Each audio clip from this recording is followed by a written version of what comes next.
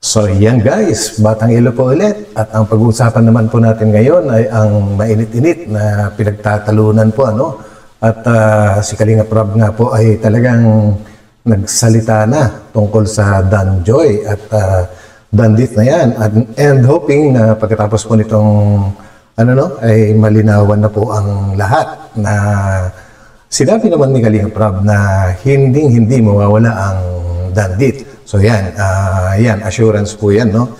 And kaya nagkaroon po ng Danjoy ay actually hindi kay Kalinga Prab ang Danjoy, no? Kay Kuya Bal daw nga po yan. Plano ni Kuya Bal na gumawa ng maliit na serye kagaya ng ginagawa niya sa EDSI, sa Jomcar at sa mga iba pang Kalingap Angels, no? And since wala si Medith dito sa, doon sa Daet. Akala ko nasa Daet din ako. Nasa QC pa ako. Yun, and since wala sa Daet si Joy ang ipinartner dahil nga po nakitaan nga daw ng chemistry itong si Kalingap Dan at si Joy. At ito ay nag-umpisa sa yung pinaka-outing po nila dati, no? Yung sa games, yung palaro po. And yan guys, so I think kailangan talagang intindihin ng mga fans ng Dandit itong paliwanag po ni Kalinga Prab. Importante po ito. At sinabi nga naman po niya na hindi mawawala ang Dandit. Kasi ang Dandit, kay Kalinga Prab po yan. So, hanggat sinusuportahan ng kanyang mga fans, mga supporters ng Dandit, hanggat nandyan kayo, at hanggat hindi umaayaw kahit sino man sa kanila, si Kalingap Dan or si Medith, ay talagang tuloy-tuloy pa rin ang love team na Dandit, no? And yung kay Kuya Bal naman po ay serye lang yun. Hindi bilang isang love team yung kanyang gagawin. Actually, pinagpaplanuhan pa lang. Pero may mga nabubuo na rin pong supporters. Meron na nga po yatang founder ng si Bobby TV. Kuya Bobby TV, shout out. Yan. So yun, mas maganda siguro kung guys, no? Pakinggan natin mismo yung paliwanag ni Kalinga Prab at susundan po natin ang kanyang mga sasabihin. So, yan. Kay Kuya Bal. Kay Kuya Bal nga po ang Danjoy. So yun. Kaya lang naman po nababanggit namin ang Danjoy dahil si Kuya Bal ang may gusto noon. Ang Dandit po sa atin. So yun guys, maliwanag po, no? Magkahiwalay po yun. Ang Dandit kay Kalinga Prab kung saan nag-umpisa yung love team. And then yung kay Kuya Bal naman po, isang mini-serye kang tawagin. So yan, tuloy po natin. Yan, malinaw po. Lagi daw kasi daw nababanggit ang Danjoy. Kasi nga po si Kuya Bal po ang balak na magkaroon ng movie or miniserye ang Danjoy. Hindi naman po love team. Yun, hindi love team. Parang pelikula o series. Parang pelikula na, Lord. Kaya siyempre, promote ng mga Kalinga partners, promote nila Dr. Love. Siyempre, suporta kay Kuya Bal. Pero ang Dandit po sa akin. So yun guys, so sana malinaw, no? Yung mga madalas magbanggit, kagaya na Dr. Love nga daw, and Bobby TV, at kung sino pa na nasa K-Boys or is bilang suporta kay Kuya Bal. So, kailangan nating maintindihan po yung mga nangyayaring ganito. Kaya po ganoon. Yan naman po ay bilang lang naman po yan. Kumbaga content lang naman po yan kay Kuya Bal. Pag po natin si Kuya Bal na magkaroon ng content. Diba? Kumbaga sa buong buhay niya or ilang dekada na po siyang tumutulong.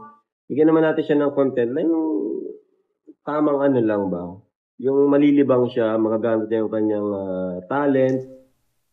No? Magamit niya yung kanyang hilig. Kasi marami naman na po siya napatunayan eh. Marami nang napatunayan si Kuya Bal. Yun. At ang Dandit naman, nagsimula lang din naman yan as love team. Kaya wag po tayong masyadong masyadong damdamin. Ayun. Start lang naman po ang Dandit as love team. And yung Danjoy naman, Kuya Bal po ang may gusto nun. Yun naman po tayo. Iyon. Gusto ni Kuya Bal, pagsamahin lang sa serye, di naman po bilang di ko alam po anong plano niya doon. Pero ang plano niya doon is, parang gagawa siya ng sarili niyang kwento. Ang Danjoy na tinutukoy ni Bobby TV, yung ginoo ni Kuya Bal, nasisimulan nga po niyang serye. Hindi naman. Iyon. So, malinaw po sa mga medyo nagagalit or naasar, naiinis kay Bobby TV. Ngayon, at least malinaw na, alam na po ng lahat. At salamat naman, nagsalita na si Kalinga Prab bilang isang paglilinaw para yung mga agam-agam, siyempre, ang mga fans talagang umaalma talaga yan, normal. Kahit umpisan natin, yung mga sinauna pa, mga artista, ganyan na talaga yan eh. So, tuloy natin. Hindi naman po ako noon. Diba, nakakalibang po kaya yung ginagawa ni Kuya Bal. Love team lang naman po ang Dandit, no? Love team lang naman po. Yung naman, maliban na lang po kung magsabi sila na sila na. Yun. Diba? At ang Danjoy naman po, di naman po yan sa atin. Yan ay plano pa lang po ni Kuya Bal. Ayun. Malinaw po, malinaw. Malinaw. Kaya nagkaroon ng Danjoy dahil sa plano ni Kuya Bal na gumawa lang ng serye. Kasi si Medit po, taga-Naga. Malayo po si Medit. Malayo. 2 oras pa po ang biyahe. So, nahihirapan po talaga. Baka malaglag. Pero ako, wala naman po ako sinabi na Danjoy, ay bubuuin ko ang Danjoy. Actually, yung ginagawa ni Kuya Bal po, guys, hindi po mabilisan na shooting yun kasi naglo-locate po sila. And kung napapanood niyo po yung mga the making ng kanyang ginagawa, mag-isa lang po sa halos si Kuya Bal dun eh. Wala siyang maraming crew or staff. Siya na yung director, siya yung cameraman. Takbo nga siya ng takbo eh. Bumibilib nga ako kay Kuya Bal kasi sa age po niya, napakaliksing kumilos at napakabilis ng kanyang yung decision making sa paggawa ng mga pelikula na gano'n, nakakabilib. No? Mga supporters lang po ng Danjoy ang nagalian. Kasi may nakita silang something sa Danjoy. No, hindi naman po yan mag-iingay kung wala po silang nakita din. Pero tayo, Dandit ang nasimulan natin. Kaya hindi po natin pwedeng basta-basta na lang ibaliwala yun. Yun, ang linaw. Siyempre, tawag yan, kailangan din natin consider kung ano ba yung desisyon or magiging ano ba tayong kagustuhan ni Medit saka ni Dan. Ganun po yun. Hindi man pwede tama po. Susunod. Siyempre, kinoconsider natin is mga viewers saka si Dan saka si Medit. Kung ano ba talaga yung gusto nila. Di ba? Hindi naman tayo basta-basta na lang na porque tayo yung tumutulong ay dapat tayo na lang yung masusunod. Yun guys, malinaw. Ayun, tuloy po natin. Yes, thank you po sa pakulay. Uy, pakulay si Ma'am Ana Rita. Thank you so much po. Siguro guys, parang iniisip nyo ngayon, bakit si Dan? Marami namang pwedeng i-partner kay Joy. Siguro yun yung naglalaro sa mga isip nyo ngayon, Guys, ako na magsasabi, bilang pantay tayo, pantay, wala tayong kikilingan. Bilang Kalingap reactor, kailangan nating intindihin kung ano yung mga nangyayari. Hindi tayo pwedeng mag one-sided.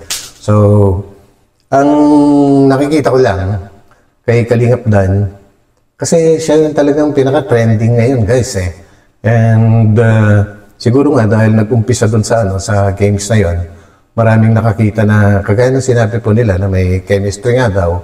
So, nakita rin siguro ni Kuya Bal yun. So, pwedeng maging viral. And isa pa, yung kikitain daw doon sa gagawin na miniserye ay mapupunta rin sa pagtulong kay Joy. Dahil nga po, si Joy ay magkukolehiyo na and nursing, hindi po mura ang magpaaral ng nursing. Kaya tumutulong din si Kuya Bal kay Kalinga Prab sa kanyang mga scholar. And kaya si Dan kasi trending nga po, di ba? Kumbaga hot na hot, para siyang isang mabenta na hot cake po ngayon. Kaya siguradong may mga tatangkilik or maraming tatangkilik. Ibig sabihin, maraming manonood, mas maraming revenue, mas maraming maitutulong. So yun po yung aking pang-intindi po dun, no? Kung bakit si Kalingap Dan ang napili ni Kuya Val. Ganun po talaga, pagka gagawa kayo ng isang istorya or isang pelikula, kailangan talaga yung mga magiging bida nyo is, alam nyo na, kailangan talagang may potential. So yun po guys. Alright, Dandit Forever. Yes po, ang Dandit po, ako nagbuo niyan, sa akin yan. Yun. Ang Danjo, yan po yung idea ni Kuya Bal. Ano, maliwanag po. Kaya nagkaroon ng Danjo. Kasi gusto niya lang naman, pagsamahin sa serye na ginagawa. Pero yun ay, kung sabi niya, hindi naman daw love team. Parang naging artista lang, nagkataon na sila yung artista doon sa Yan, serye. malinaw na malinaw guys. Ayan. Wala naman po nagsabi na bubuwagin ang Dandit. Wala naman po nagsabi. Tuloy pa rin po natin yan. Hanggat sinusuportahan po yan ng viewers, tuloy po yan. At hanggat gusto po ni Medit at ni Dan, tuloy po ang Dandit. Yun. No? Tuloy po ang love team natin. Yun. Actually, totoo yan. At kung ayaw naman sa plano ni Kuya Bal na gumawa ng serye, bida si Joy at si Dan, sa kanya niyo po sabihin na huwag niyo na pong tuloy yung plano yung serye. Grabe. Diba? So yun guys, no, ang linaw ng ang haba nga po actually ng paliwanag ni Kalingap Rab dito eh. Kumbaga pinutol ko na lang kasi kinuha ko na lang yung mga sobrang direct or importante na na binanggit nga po niya sa kanyang lives kaninang alas 12 yata ng tanghali. So yun, and nabanggit nga din po ni Kalingap Rab, no, kung talagang tunay kayo na nagmamahal kay Medit, kailangan magtiwala kayo kay Medit. Yan.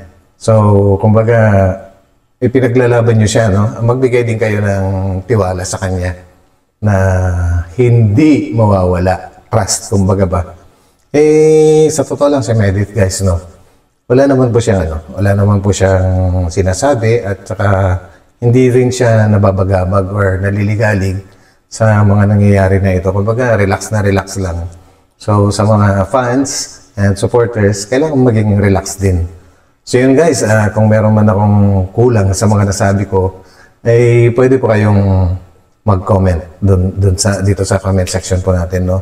So, yun guys, ang linaw-linaw po ng paliwanag ni Kalingap Rab na magkahiwalay yun.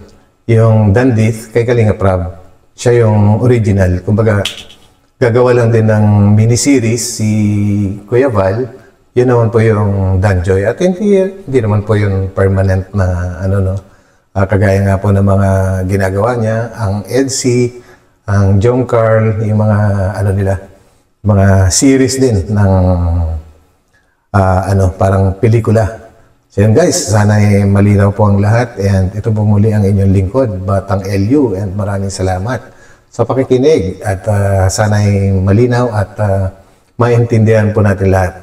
Lawakan po natin ang ating pang-intindi at pang-unawa. So yun guys, maraming salamat at magkita-kita po tayo ulit sa aking susunod na upload. God bless po sa lahat. Bye.